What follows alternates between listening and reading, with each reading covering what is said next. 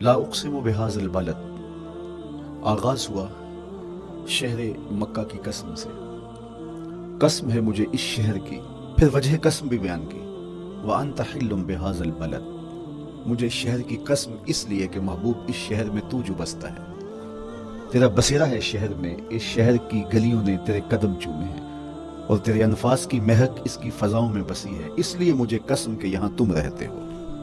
اللہ اکبر۔ علماء کے مابین اس بات پر اختلاف ہے کہ مکہ المکرمہ افضل ہے یا مدینہ النبی صلی اللہ علیہ وآلہ وسلم افضل ہے۔ ایک علمی اختلاف ہے، بعض نے کہا مکہ المکرمہ افضل ہے، دلائل دیے، بڑا وزن ہے دلائل میں۔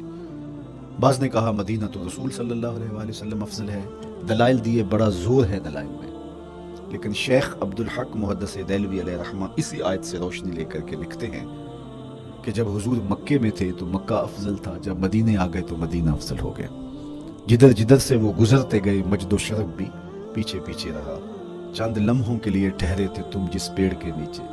نشور وحدی کا لہجہ دیکھیے کتنا دل آویز ہے، چند لمحوں کے لیے ٹھہرے تھے تم جس پیڑ کے نیچے، سنا ہے آج تک اس پیڑ کا سایہ مہکتا ہے۔ تو مکے میں ہیں تو مکہ افضل، مدینے میں ہیں تو مدینہ افضل، تو شرف ان کے وجود مسعود سے ہے، وہ جدھر جدھر سے گزرتے جائیں گے وہاں وہاں ہی نور پھیلتا چلا جائے گا۔ اور پیر نصیر الدین علیہ رحمہ کا لہجہ یہاں کتنا خوبصورت دکھائی دیتا ہے، ایک بار وہ جدھر سے گزرے ہیں نصیر، ایک بار وہ جدھر سے گزرے ہیں نصیر، بار بار ادھر سے بہار گزری ہے۔ تو کہا کہ قسم ہے مجھے اس شہر کی، یعنی شہر مکہ کی۔ کیوں اس شہر کی قسم؟ وَأَنْتَ حِلٌّ بِهَذَا الْبَلَدِ، کہ محبوب اس شہر میں تمہارا قیام ہے، اس شہر میں تمہاری رہائش ہے، تمہارے انفاس کی مہک ہے اس شہر کی فضاؤں میں، اور تمہارے قدموں کو چھوا ہے اس شہر کی گلیوں نے، اس لیے قسم کہ یہاں آپ رہتے ہو۔ وَوَالِدٍ وَمَا وَلَدٍ، اور قسم ہے باپ کی، اور قسم ہے جو اس کی اولاد ہے۔ والد سے مراد کیا ہے اور ماں ولد سے مراد کیا ہے؟ تو اس کے بارے میں ایک قول یہ ہے کہ والد سے مراد حضرت ابراہیم علیہ السلام ہے، اور ماں ولد سے مراد حضور علیہ السلام جو ان کے فرزند ہیں۔ ایک قول کہ والد سے مراد حضرت آدم علیہ السلام ہے، اور ماں ولد سے مراد ان کی ساری ذریت اور نسل ہے۔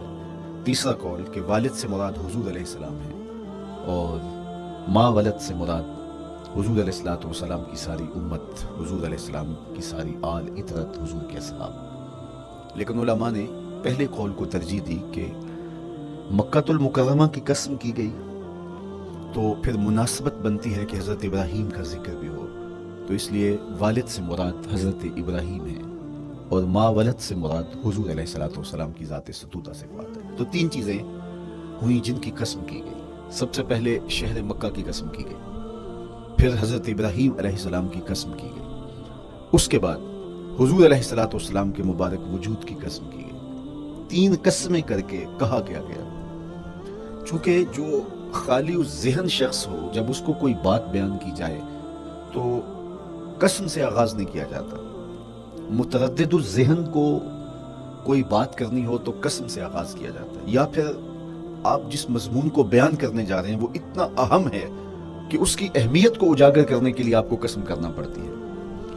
تو یہ جو ماں بعد کا مضمون ہے جس کو میرے رب نے بیان کیا، اس سے قبل ایک نہیں، دو نہیں، تین قسمیں کی، تو پھر کان تو کھڑے ہو گئے، سماعتیں تو بچ گئیں کہ وہ کون سی شے ہے جس کو بیان کرنا مقصود ہے، اور اس سے قبل قسم پہ قسم کی جا رہی ہے۔ قسم محبوب شہر مکہ کی، قسم محبوب تیرے والد بزرگوار حضرت ابراہیم علیہ السلام کی، اور قسم تیرے پاکیزہ وجود کی۔ اب انسان بالکل سماعتیں بچھا کے منتظر ہے کہ قسم کی کس بات کی جا رہی ہے، کس بات پہ قسمیں ہو رہی ہیں۔ تو جواب آیا، قسم محبوب شہر مکہ کی جس میں آپ رہتے ہو، قسم آپ کے والد بزرگوار حضرت ابراہیم علیہ السلام کی، اور قسم آپ کے پاکیزہ وجود کی۔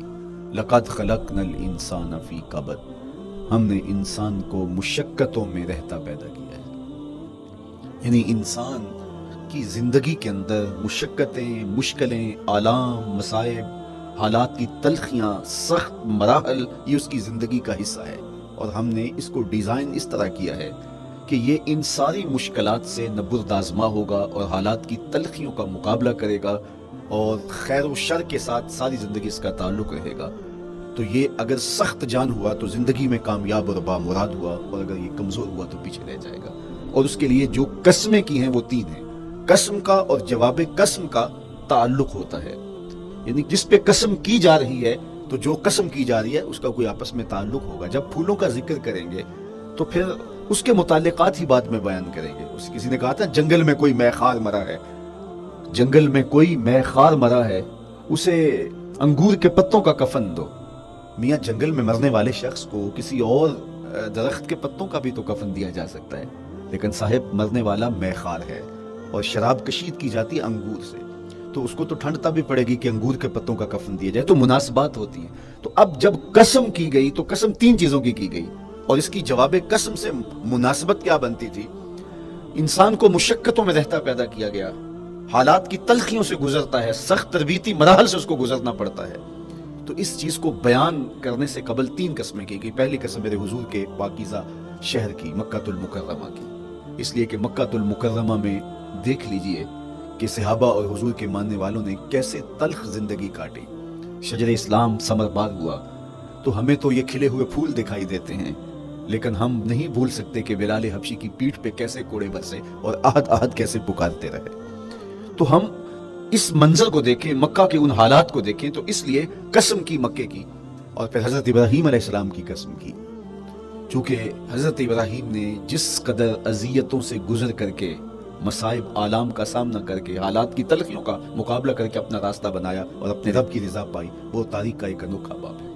اس سے بڑھ کر کیا ہوگا کہ جلتی ہوئی آگ میں چھلانگ لگا دی رب کے حکم کی تعمیل میں، بیٹے کی گردن پہ چھری رکھ دی۔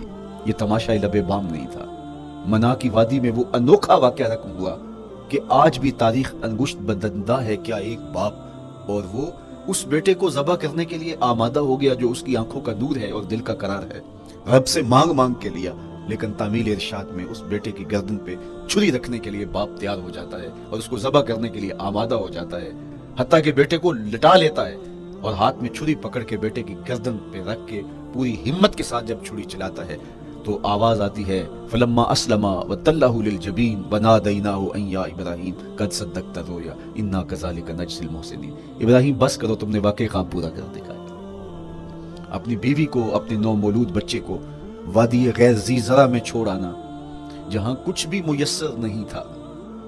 یہاں آپ کو آپ کے ماں باپ چھوڑ کے جاتے ہیں، ایک خوبصورت آسودہ ماحول ہے، اور آپ کو جس مقصد کے لیے چھوڑ کے جا رہے ہیں تو وہ مقصد بھی آپ کی اور ان کے پیش نظر ہے، لیکن اس کے باوجود بھی جو ہے وہ آنکھیں نم ہو جاتی ہوں گی کہ ہم اپنی اولاد کو یہاں چھوڑ کے جا رہے ہیں، جبکہ ایک محفوظ پناہ گاہ میں آپ کو چھوڑ کے گئے۔ آپ کی تربیت کرنے والا ایک جو ہے وہ توانا طبقہ اور ایک توانا جو ہے وہ سٹاف موجود ہے جو آپ کی فکری، ذہنی، بدنی تربیت کے لیے کوشاں ہیں، لیکن اس کے باوجود بھی والدین محسوس کرتے ہیں لیکن اپنے نو مولود بچے کو وہاں چھوڑ کے جانا جہاں آب و دانہ بھی میسر نہیں تھا۔ مورخ اسلام فی جلندری نے اس وادی کا نقشہ کھینچتے ہوئے کہا، وہ وادی جس میں وحشت بھی قدم رکھتی تھی ڈر ڈر کے، جہاں پھرتے تھے آوارہ تھا پیڑے بادے سر سر کے، جہاں پر گھاس اگتی تھی، جہاں نہ پھول کھلتے تھے، مگر وہ سرزمین تھی آسمان بھی جھک کے ملتے تھے۔ تو اس وادی میں چھوڑ کے آنا، حضرت ابراہیم نے جو امتحانات دیے، اس لیے ان کی قسم کی، چونکہ جواب قسم کا تعلق بنتا ہے، تو قسم ابراہیم کے پاکیزہ وجود کی کہ جنہوں نے دکھ سہے، تکالیف آلام گوارا کی، لیکن پائے ثبات میں لغزش نہیں آنے دی۔ تیسری قسم میرے حضور کے پاکیزہ وجود کی فرمایا جتنے دکھ مجھے دیے گئے، جتنی اذیتیں مجھے پہنچائی گئی، اتنی کسی کو نہیں دی گئی۔ پیدا ہوئے تو حضور کے باپ کا سایہ سر پہ نہیں تھا، پھر اس کے بعد حضور مختلف مراحل سے گزرے، 6 سال کی عمر میں ماں کا انتقال ہو گیا۔ جب راہ حق میں لوگوں کو دعوت رشد و ہدایت دینے نکلے تو جو لوگوں کے رویے تھے اور جو اذیتیں لوگوں نے پہنچائی وہ ایک الگ باب ہے۔ مکے کی گلیوں سے لے کے طائف کے بازاروں تک جن اذیتوں سے میرے حضور گزرے، ام المومنین سیدہ عائشہ رضی اللہ تعالیٰ عنہ فرماتی ہیں، ایک دن حضور کی بارگاہ میں حاضری تھی تو ہم نے عرض کیا، حضور کیا احد کے دن سے سخت دن بھی زندگی میں کبھی گزرا ہے؟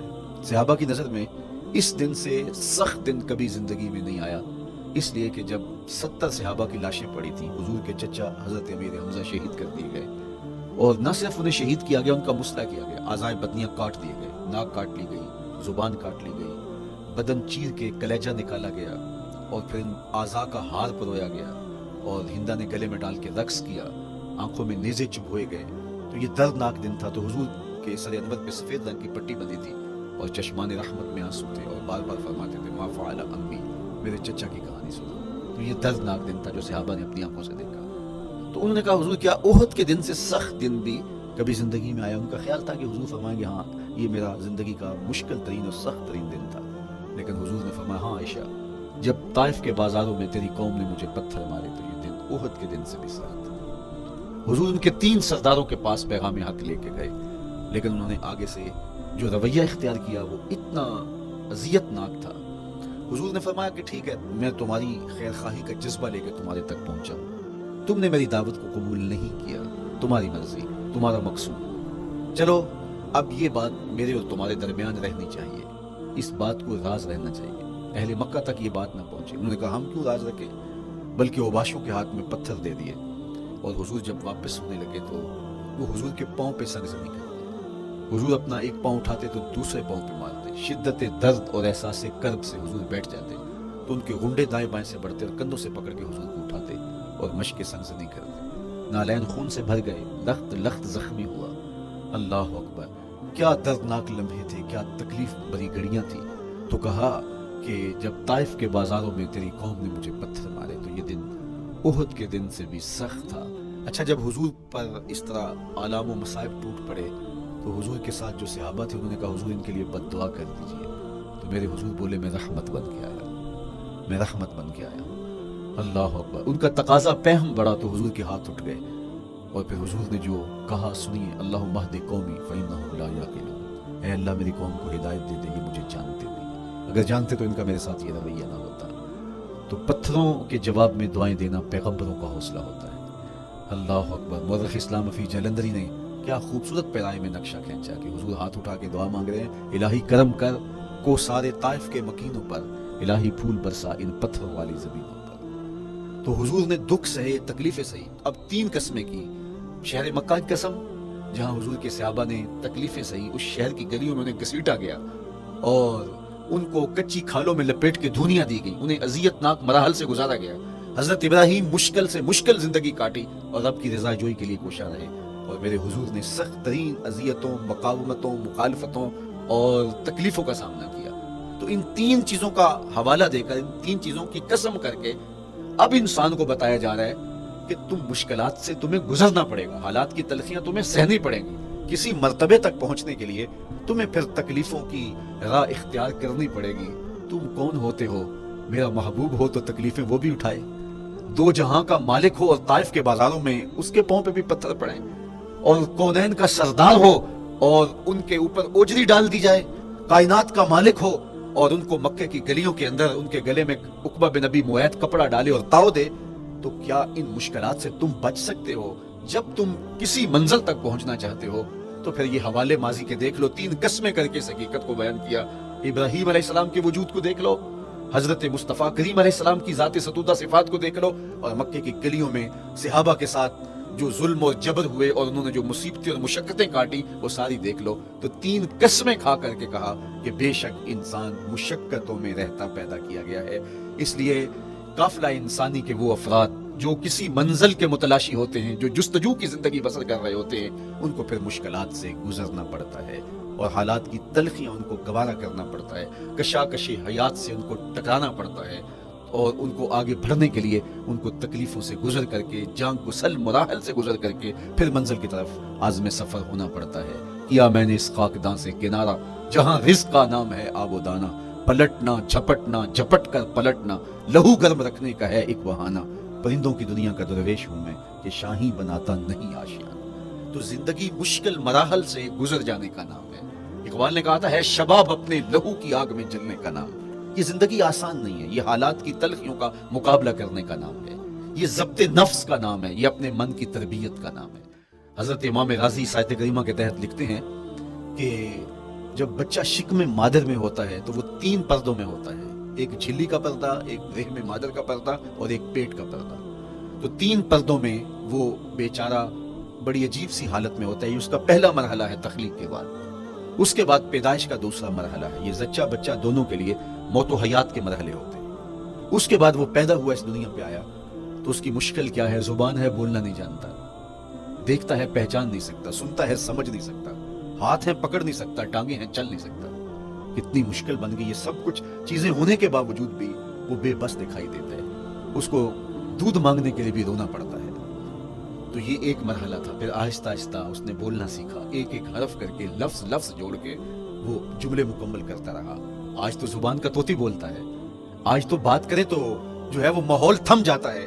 लेकिन इंसान जरा पलट के आगोशे मादर में तेरी माँ ने एक एक हरफ तुझे सिखाया था, एक एक लफ्ज तुझे सिखाया था, लफ्ज लफ्ज करके हरफ हरफ करके जुमले बने।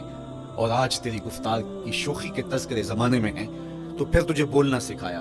तू चल नहीं सकता था, आज तेरी जो है वो जोलानियां देखने वाली हैं, तेरी रफ्तार को कोई छू नहीं सकता है, तेरी आंखों की बिजलियां आज उकाबों से भरकर हैं, आज तेरे कानों के अंदर नगमों का जहां आबाद है, आज तेरे हाथों की गिरफ्त के आगे शेर गर्रां भी हो तो वो भी बेबस हो जाता है। लेकिन देख तू कितना मजबूर था।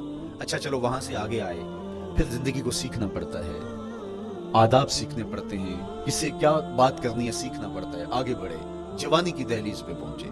जवानी इंसान की जिंदगी का बाकपन होता है, उरूज होता है, अल्लाह अकबर। लेकिन जवानी को तकद्दुस माब रख के मंजिल तक पहुंचाना ये सबसे मुश्किल मरहला होता है। चूंकि जज्बात बेकाबू हैं, ख्वाहिशें आवारा हैं और ताहद्दे नजर नज़ारे ही नज़ारे जो दिल को खींचते हैं। अब अपने तकद्दुस को जो शख्स महफूज रखे, कायनात में सबसे कीमती जौहर हजरत इंसान का उसकी इस्मत का जौहर है, और सबसे हसीन चेहरा वो है जो जिनसी कालक से अपने आप को बचा ले। तो जवानी हो, बाकपन हो और फिर अपनी ख्वाहिशात को बेकाबू ना होने दिया जाए, सबसे मुश्किल मरहला पूरी जिंदगी में ये आता है। किसी ने कहा था किताबे ज़ीस्त का एक और बाब बीत गया, शबाब बीत गया, एक अज़ाब बीत गया। तो शबाब का खत्म होना और उसको खैरियत से मंजिल तक पहुंचना, ये कितना बड़ा मुश्किल मरहला होता है। जिसका जवानी में बातन का चेहरा मस्क हो जाता है और जिनसी कालक से जो चेहरा आलूदा हो जाता है, उसका इफ़्फ़त का दामन दागदार हो जाता है। तो इसलिए वो चेहरा ताबा है, वो चेहरा रोशन है, वो चेहरा मुनव्वर है जो अपने आप को कालक नहीं लगने देता और अपनी इस्मत की हिफाजत करता है। मेरे हुजूर ने भी इरशाद फरमाया, सबअतुन युज़िल्लुहुमुल्लाहु तआला फी ज़िल्लिही यौमा ला ज़िल्ला इल्ला ज़िल्लुहु। 7 अशख़ास ऐसे हैं क़यामत के दिन जब कोई साया नहीं होगा, अल्लाह उनको अपने अर्श का साया अता करेगा। उनमें से पहला शख्स इमामुन आदिलुन, आदिल हुक्मरान। दूसरा शख्स वशाबुन नशअ फी इबादतिल्लाह, वो जवान जिसकी जवानी अल्लाह की इबादत में बसर हुई। तीसरा वो शख्स वरजुलुन कल्बुहु मुअल्लकुम बिल मसाजिद, वो शख्स जिसका दिल मस्जिद में लगता है, मस्जिद में जमता है। और चौथा शख्स वरजुलुन दअतहु इमरतुन ज़ातु मनसबिन व जमालिन फ़क़ाल इन्नी अख़ाफ़ुल्लाह, वो शख्स जिसको दावते गुनाह मिली और हुस्न कदमों में बिछने के लिए बेताब हुआ और उसने क्या कहा, इन्नी अख़ाफ़ुल्लाह, मैं अल्लाह से डरता हूँ, मेरा अल्लाह मुझे देख रहा है। मेरे हुजूर ने फरमाया क़यामत के दिन जब कोई साया नहीं होगा, अल्लाह इसके ऊपर अपने अर्श का साया तान दे, जो अपनी इस्मत के जौहर को बचा गया। तो ये एक मुश्किल मरहला था, अपनी जवानी के तकद्दुस की हिफाजत करना। मेरे हुजूर ने इरशाद फरमाया, अना हबीबुल्लाह, मैं अल्लाह का हबीब हूँ। जो जवान जवानी में तौबा करता है वो भी अल्लाह का हबीब है। कितना बड़ा एजाज है और कितना बड़ा कमाल है जो शख्स को मिलता है जो जवानी में अपनी इस्मत के तकद्दुस की हिफाजत करता है, अपनी आबरू पे पहरा देता है, अपनी नजरों की हिफाजत करता है, अपनी सोचों को आवारा नहीं होने देता, अपने ख्यालों को भटकने नहीं देता, अपनी ख्वाहिशात को बेकाबू नहीं होने देता। तो ये मुश्किल तरीन लम्हा था। उसके बाद इमाम राज़ी कहते हैं अब शादी का मरहला हुआ, तो पहले खुद अपनी जिम्मेदारी थी, अब किसी का बोझ भी उठाना पड़ा, ये अगली मुश्किल आ पड़ी। फिर बच्चे हुए तो फिर अपनी जिंदगी तो खत्म हो गई, फिर सारी जिंदगी, फिर बुढ़ापे में चले जाएं, अर्ज़लुल उमर तक चले जाएं, ये सारी जिंदगी मुश्किलात मुश्किलात। लक़द खलक़नल इंसान फी कबद। तो हमें अमली तौर पे मुश्किलात के मुकाबले के लिए तैयार होना चाहिए। देखिए हम जब शिकार करने जाते हैं और वो खतरनाक जंगल हो जिसमें शेर, भेड़िए और दीगर जानवर भी हों, तो फिर हम हिफ्ज़े मा तकद्दुम के तौर पे सब कुछ साथ लेके जाते हैं और इस अंदाज से जाते हैं कि हमारे ऊपर अगर कोई हमला हो तो बचाव की ये तदबीर हो। तो हम अमली तौर पे उसके लिए खुद तैयार होते हैं, तो फिर कोई होने वाला हमला गैर मुतवक्को नहीं होता और हम उसके लिए अपने आप को मुस्तैद और फ़ाल पाते हैं। इसी तरह मैं और आप अगर जिंदगी के इस फलसफे से आगाह नहीं होंगे कि जिंदगी मुश्किलात का मजमुआ है, हालात की तलखियां सारी जिंदगी हमारे साथ रहेंगी, तो कोई भी तकलीफ, कोई भी अजियत, कोई भी ऐसा वाकया जो हम नहीं चाह रहे होंगे वो रूह पजीर होगा तो हम घबरा जाएंगे और फिर उस वक्त हम दुखी हो जाएंगे। इसलिए हमें ये कुरान ने सिखाया है کہ تم عملی طور پہ زندگی کی سختیوں کا مقابلہ کرنے کے لیے آمادہ اور تیار ہو جاؤ۔ قرآن مجید میں جو صبر کا لفظ ہے اس کا مفہوم یہ ہے کہ حالات کی جو تلخیاں تمہارے اوپر آتی ہیں، وہ غربت بھی ہو سکتی ہے، وہ بیماری بھی ہو سکتی ہے، وہ لوگوں کی عداوت اور دشمنی بھی ہو سکتی ہے، وہ اور بہت ساری چیزیں ہوتی ہیں، وہ جنگوں کی حالت کا بپا ہو جانا اور تمہارا دشمنوں کے درگے میں گر جانا، یہ سب کچھ ہو سکتا ہے۔ تو اس کے اوپر استقامت کے ساتھ تم کھڑے رہو اور تم ان کو برداشت کرنے کی اپنے اندر ہمت اور حوصلہ رکھو، تو پھر وہ تمہارا صبر ہوگا، اور یہ قوت اگر تمہارے اندر پیدا ہو جاتی ہے تو پھر تمہاری زندگی آسان اور سوکھی ہو جاتی ہے۔ لیکن اگر یہ دولت تمہیں نصیب نہیں ہوتی تو پھر ساری زندگی دکھوں اور شکموں سے بھری رہتی ہے۔ اس لیے ہمیں یہ چیز سیکھ لینی چاہیے کہ زندگی نام ہی مشکلات سے نبرد آزما رہنے کا ہے۔ عملی طور پہ ہم دیکھو، ہمیں پتہ ہے سردی آ رہی ہے تو اس کا ہم پہلے انتظام کرتے ہیں، تو سردی ہمیں دکھی نہیں پھر کرتی، ہم سردی سے بھی لطف لیتے ہیں، موسم برسات سے بھی مزہ لیتے ہیں، اور گرمی سے بھی ہم ایک حاص حاصل کر لیتے ہیں اگر ہم اس کو جو ہے اس کے لیے عملی طور پہ اپنے آپ کو تیار کر لیں۔ لیکن اگر ہم اس کے لیے تیاری نہیں کریں گے تو سوائے گھبراہٹ کے اور کچھ نہیں ہوگا۔ تو مجھے اور آپ کو عملاً اپنے آپ کو اس بات کے لیے آمادہ کرنا پڑے گا کہ زندگی ان حالات کی تلخیوں سے ٹکرانے کا نام ہے، اور ساری زندگی ہمیں ان مراحل سے گزرتے رہنا پڑے گا۔ اور قرآن نے جو ہے وہ 3 قسمیں کر کے، اور 3 قسمیں بھی شہر مکہ کی اور محبوب کریم کے پاکیزہ وجود اور جناب ابراہیم علیہ السلام کی، تاکہ تمہیں پتہ چلے جب ان کو بھی ان مراحل سے گزرنا پڑا میں اور آپ کیا بیچتے ہیں۔ اس لیے ہمیں اپنی زندگی کو ان راہوں پہ ڈالتے ہوئے صبر اور استقامت، اب صبر اور استقامت کی دولت ہمیں کیسے نصیب ہوگی، یہ دولت کس طرح، یہ قوت راسخہ ہمارے اندر کیسے پیدا ہوگی، اور کس طرح ہمارے من کے اندر یہ چیزیں سمائے گی۔ اللہ تعالیٰ کی خشیت، اس پر توکل، اس پر بھروسہ، اور اللہ تعالیٰ جل شانہ کی طرف سے ہر کام کے ہونے کا یقین، ہمارے اندر یہ استقامت اور یہ حوصلہ پیدا کرتی ہے یہ چیز۔ اس لیے مجھے اور آپ کو اپنی پوری زندگی میں اس عمل سے گزر کر کے اپنے آپ کو مضبوط ترین صورتحال میں لا کے کھڑا کرنا پڑے گا، اور یہی زندگی کا جمال ہے۔ تو اب پھر دیکھیے قرآن کیا کہہ رہا ہے، لا اقسم بہذا البلد وانت حل بہذا البلد ووالد وما ولد، 3 قسمیں کی۔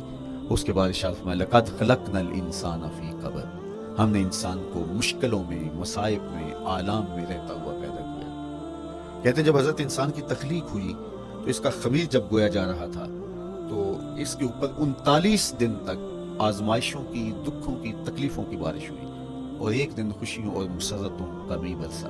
تو انسان کی زندگی کے اندر حالات سے ٹکرانا اور دکھوں کو سہنا اور دکھوں سے مقابلہ کرنا، یہ سیکھنا پڑے گا، اور جب انسان اس کو عملی طور پر سیکھ جائے گا تو پھر زندگی کا جمال اور زندگی کا حسن نصیب